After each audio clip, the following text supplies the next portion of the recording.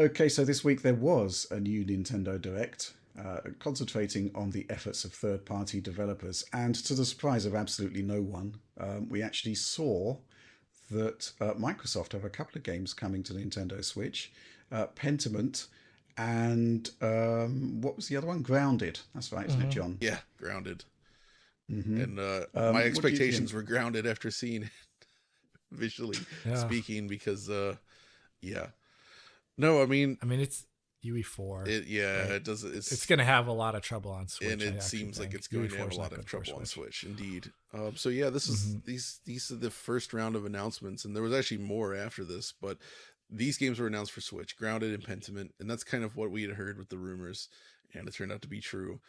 And it kind of makes the timing around all this stuff make more sense as well, like why Microsoft needed to get this out, given how secretive Nintendo Directs tend to be. It's like they wanted to get that stuff in the direct and they felt they had to address the audience, I guess, before that, given all the noise happening, right? I mean, imagine Right. if all this stuff had dropped without any of this buildup, how much more of a. I think the Xbox community would react even stronger if it just came out of nowhere. Really? Do I. they On the care about Switch? Switch? Do they Do care they? about Switch? Is it Well, more no, about but what sort of was PlayStation envy, the really? problem is that after this thing, they've officially announced Hi-Fi Rush and Sea of Thieves coming to Yes. PS5. So Yeah. that's when it would have blown up. But yeah, the Switch Yes. stuff maybe not that much. Um, but yeah, that was announced for that Pentiment. It seems like a really good fit for the Switch. I think actually more Absolutely. so than Grounded, which honestly I thought looked pretty much as you'd expect, but not great. But Yeah. so Yeah. yeah, this was basically Microsoft's first. Though I guess technically, when you think about it, it's not really their game, I guess, kind of. But the Ori games did come to Switch, as we Yeah. know, and that also Hmm. had the Microsoft branding and everything in there. Well, Hellblade, of course. Hellblade, That of also course, happened. but that I think Hmm. wasn't Hellblade developed and released before they acquired Ninja Theory, even so it's kind of feels like it's outside their purview. Yeah, possibly. We'd need to check the timelines on that for sure. But yeah, I mean, it's not as if, when Ori appeared on Switch that there was any kind of outcry. I guess there is that kind of, Cuphead as you know, well, right? Which sorry? Well, Cuphead when it Cuphead. launched was a big Xbox exclusive, and then it Yeah. also came to other platforms. Yeah. It's everywhere. Hmm. It's even on the Tesla Model 3 in Sure, the why arcade not? section. It's a very good port, actually, um, as you'd expect. Um, yeah, but I guess the controversy would have sort of really taken to the next level if after that Nintendo Direct, the announcement of Hi-Fi Rush appearing on PlayStation 5 along with Sea of Thieves, that probably would have caused a lot of issues. But obviously, we kind of all knew it was coming now. Yeah, I still, I'm now looking back at it with sort of hindsight, and it's not as if this is really that much of a big deal either. I still think that I if you've got agree. that amount of time between its launch on Xbox and then its arrival on PlayStation 5, it becomes much lless of an issue. It's sort of a non issue. So I'm starting to see how the strategy is working now from Microsoft's perspective, which is to say, start with a drip feed of games, see what the reaction is.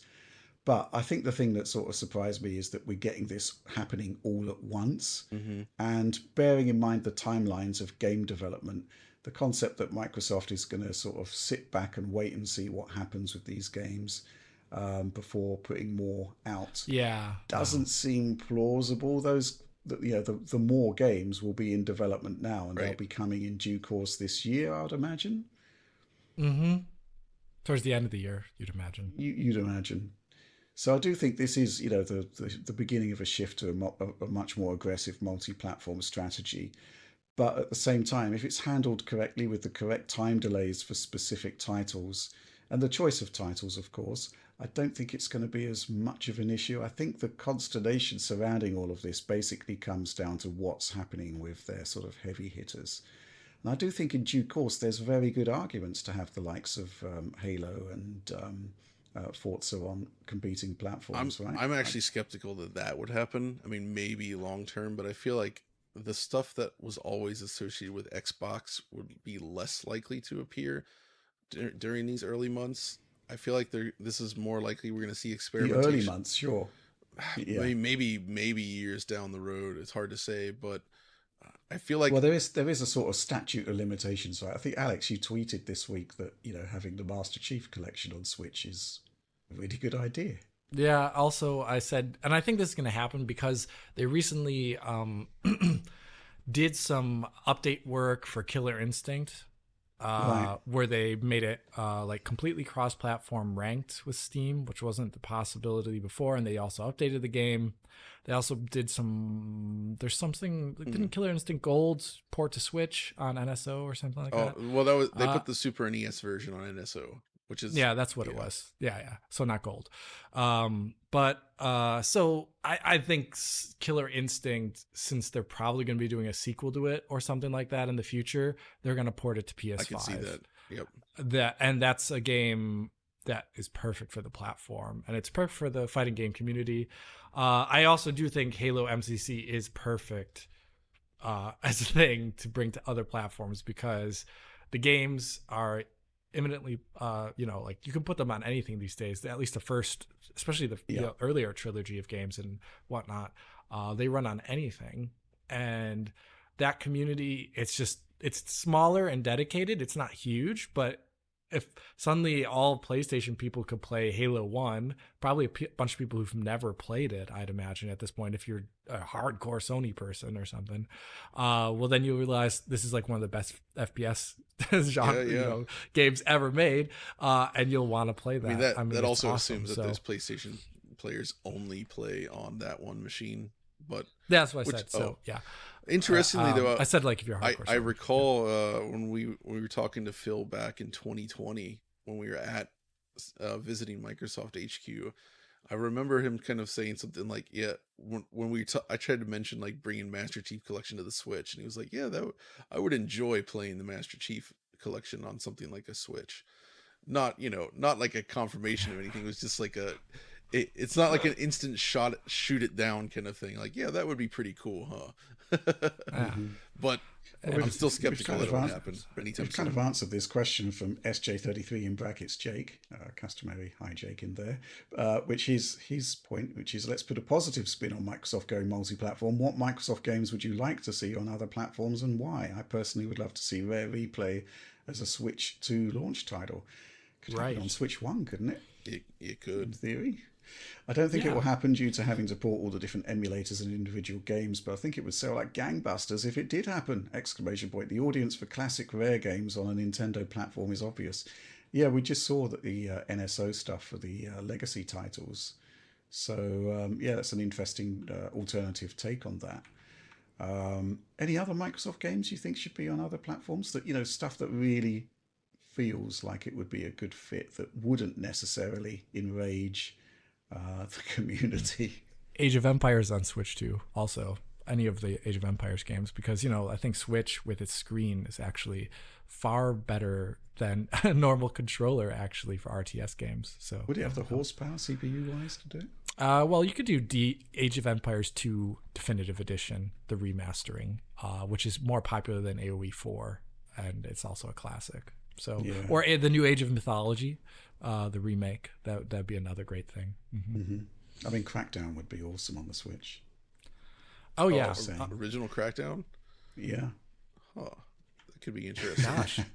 I mean, here's the thing, right? I mean, if you look at a Nintendo platform, step back a generation and look at the library of untapped potential in terms of titles, and then bring those to the Switch, then suddenly it's like you'll find that both Microsoft and Sony have got an incredible amount of great games that would just run beautifully on that.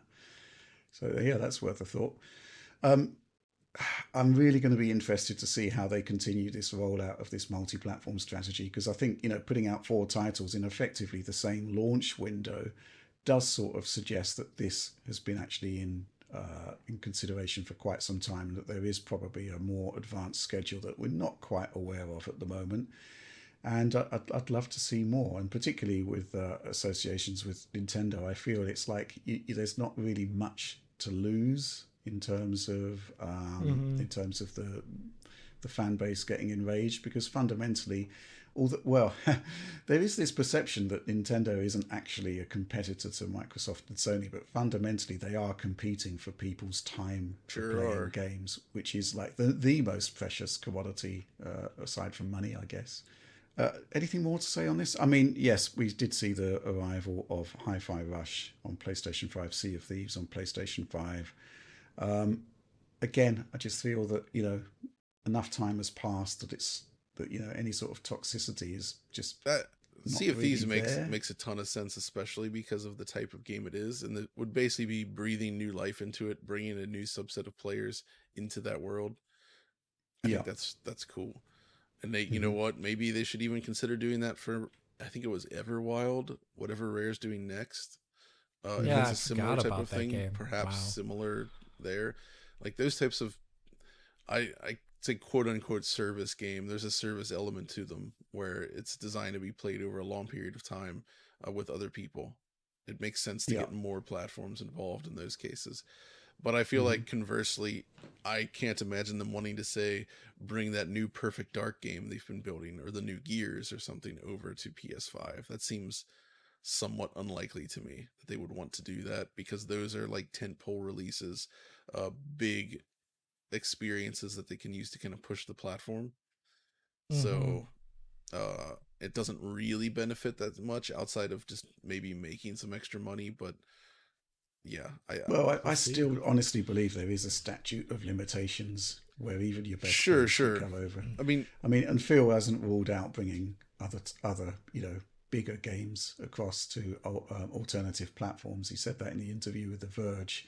I guess it's just a matter of feeling your way until you find the right balance in terms of what games you Time. want to put out and when you're going to put them out. yeah, I Mm-hmm. mean, for instance, they could totally get Microsoft Motocross Madness and Fury Cubed on the Switch. I think that would be a perfect Why fit. not? I would love new versions of that. Give me that Fury Cubed action on the Switch. Okay, fair enough. I mean, there is now at least the sense that things are de-escalating, right? Yes, Mm-hmm. exactly. You'd hope. I mean, there does still seem to be a sort of a contingent of the Xbox audience that just aren't happy with this direction. But ultimately, I think it's just going to happen. And if they drip feed it in the way they seem to be doing it, I think ultimately it will work out okay. So here's the thing, though, is I've seen a lot of, including people I've talked to, that they say they feel hurt by this and they feel like they're not respecting their Xbox customers.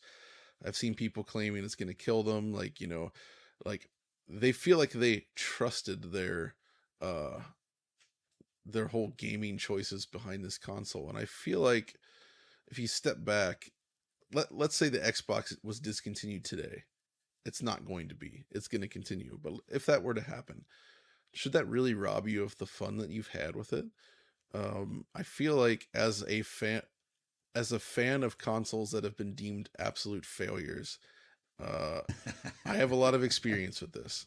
I love Yeah. playing games on Sega Saturn. It's one of my favorite machines ever. I Hmm. love the Dreamcast. I was having a good time here just the other day with the 3DO. These are not Mm. successful machines by and large, Okay. but the library is amazing, and there is a little bit of an extra risk when you're dealing with digital stuff, but I still think it shouldn't take away from the good times you've had on that machine. And the machine isn't just going to combust in your living room. You're going to access it. You don't need to have your one and only decision be that the only thing you play on, right? It's okay to Mm-hmm. have multiple platforms and enjoy things across all these different machines. Like it in some cases there's monetary reasons for sticking with one platform, but I think a lot of people it's just they don't want to touch other platforms for some reason. And I feel like if you open yourself up to just enjoying things on whatever, it's a lot more freeing and fun, and Mm. it's worth I'm just worth trying to think doing. of any other form of entertainment media that has this kind of attachment fan bases, and I'm I struggling, mean, there's you know. a very small there's some weird audiophiles out there that have like their specific wants and needs. There's the people that never gave up on HD DVD and they continue to rewatch the Fast and Furious movies What? HD DVD version. No. I mean, you got the best special features there. That's for The sure. look and sound of perfect, if you will. Yeah. Actually, Yeah, thinking I mean- about that medium, by the way, one benefit we didn't mention that I think is absolutely worth mentioning is the fact that some of these games are getting physical releases now. Hi-Fi Right, mhm. Rush and Pentiment, for starters, have been announced.